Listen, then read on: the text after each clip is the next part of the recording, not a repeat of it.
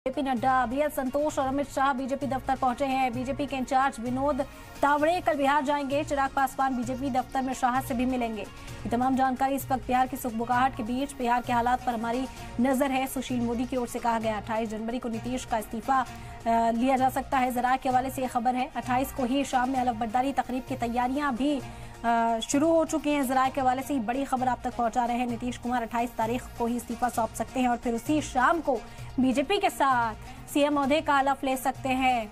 तो ये जोड़ तोड़ की सियासत बिहार में इस वक्त देखी जा सकती है। इस बीच तमाम अटकलें लगाई जा रही हैं कि नीतीश कुमार 28 तारीख को इस्तीफा सौंप सकते हैं। जेपी नड्डा, बीएल संतोष और अमित शाह बीजेपी दफ्तर पहुंचे। बीजेपी के इंचार्ज विनोद तावड़े कल बिहार जाएंगे। चिराग पासवान बीजेपी दफ्तर में अमित शाह से मिलेंगे। बिहार के हालात पर हमारी नजर है। सुशील मोदी का बयान भी सामने आया। 28 जनवरी को नीतीश का इस्तीफा दिया जा सकता है नीतीश कुमार के जरिए। जरा के हवाले से ये भी खबर सामने आई है और फिर 28 तारीख को ही अलग-बर्दारी तकरीब की भी तैयारी शुरू हो चुकी है। गवर्नर्स मुलाकात करने के लिए पहुंचे थे। टी पार्टी में शिरकत करने के लिए फिलहाल नीतीश कुमार पहुंचे थे। तेजस्वी यादव उनके साथ नजर नहीं आए और कहीं ना कहीं ये जो तस्वीरें सामने आ रही हैं इनको देखकर साफ तौर पर इम्कान जाहिर किया जा रहा है कि एक बार फिर से नीतीश कुमार ने उलटफेर कर लिया है, मन बना लिया है बीजेपी के साथ जाने का, एनडीए में एक बार फिर से शामिल होने का। तो जेपी नड्डा, बीएल संतोष और अमित शाह बीजेपी दफ्तर पहुंचे हैं। बीजेपी के इंचार्ज विनोद तावड़े कल बिहार जाएंगे। वहीं चिराग पासवान की अमित शाह से मुलाकात हो सकती है बीजेपी के दफ्तर में। बिहार के हालात पर लगातार नजर बनाए हुए हैं। सुशील मोदी की ओर से कहा गया, पहले बीजेपी की ओर से कहा जा रहा था कि बिहार में नीतीश कुमार के लिए दरवाजे बंद हैं, लेकिन जिस तरह के बयान में अब तब्दीली देखी जा रही है, यहाँ कई तरह की खबरें सामने आ रही हैं। अभिषेक दुबे इस वक्त हमारे साथ जुड़ गए हैं, ज्यादा जानकारी हासिल करते हैं। अभिषेक, फिलहाल क्या सुखबुगाहट बिहार में?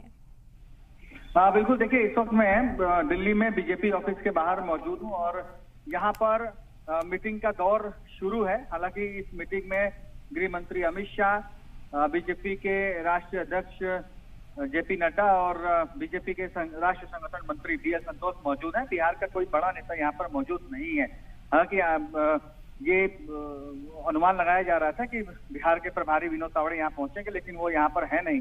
तो ऐसे में ये एक बड़ी बैठक दिल्ली में जरूर हो रही है और इस बड़ी बैठक में बिहार को लेकर, बिहार की स्थितियों को लेकर और कैसे वहां पर सरकार बनानी है, इस पर चर्चा जरूर होगी। जिस तरीके से लगातार बिहार में सरगर्मी चल रही है, नीतीश कुमार को लेकर जिस तरीके की बातें सामने आ रही हैं और बिहार बीजेपी के तमाम जो नेता कल दिल्ली में थे वो अब पहुंच चुके हैं पटना, और पटना उनको रुकने के लिए कह दिया गया है। विनोद तावड़े भी कल सुबह पटना निकल जाएंगे।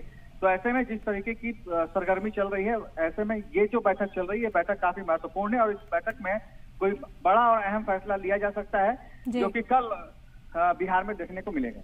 बिल्कुल अभिषेक, कहा जा रहा है कि चिराग पासवान की भी मुलाकात हो सकती है आलाकमान के साथ, क्योंकि फिलहाल हमने देखा था इससे पहले भी जो खबर आई कि जो एनडीए दल के हामी पार्टियां हैं उनके नेताओं को कहा गया था कि पटना में मौजूद रहे। तो क्या सूरत हाल इस वक्त बनती हुई नजर आ रही है?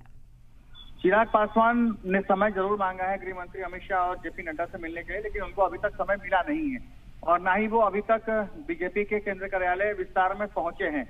तो ऐसे में हो सकता है कि उनको देर शाम समय दिया जाए या कल समय दिया जाए, लेकिन अभी समय मिल नहीं पाया है।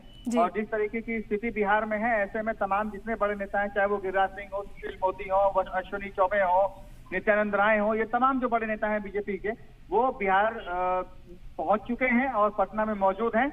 और कल जो कोर ग्रुप की बैठक होगी वो सब उसमें शामिल होंगे और बड़ा निर्णय वहीं से निकलकर सामने आएगा। बिल्कुल बिल्कुल। और मुलाकात का सिलसिला भी अभिषेक हम देख रहे हैं बिहार से लेकर दिल्ली तक लगातार जारी है मुलाकातों का दौर, क्योंकि बात बनती हुई कोशिश ये की जा रही थी आरजेडी की ओर से कि कहीं ना कहीं इस पर पर्दा डाला जाए या फिर बयानबाजी कर हालात को काबू किया जाए, लेकिन अब हालात काबू में नजर नहीं आते अभिषेक यहाँ।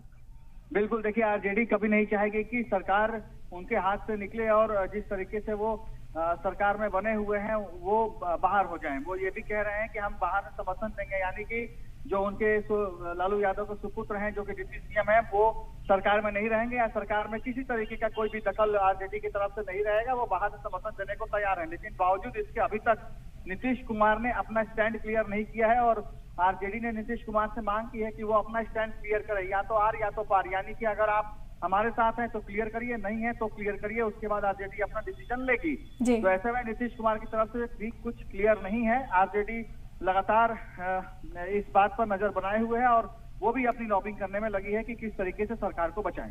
बिल्कुल अभिषेक, साथ ही साथ ये खबर भी सामने है कि कांग्रेस के भी कुछ एमएलए से राब्ता साधने की कोशिश की जा रही है। हालांकि बीजेपी की ओर से कहा जाता है कि इस तरह की कोई हिकमत अमली नहीं, लेकिन अंदर खाने जो बातचीत चल रही है उससे कई तरह की खबरें इस वक्त सामने आ रही हैं।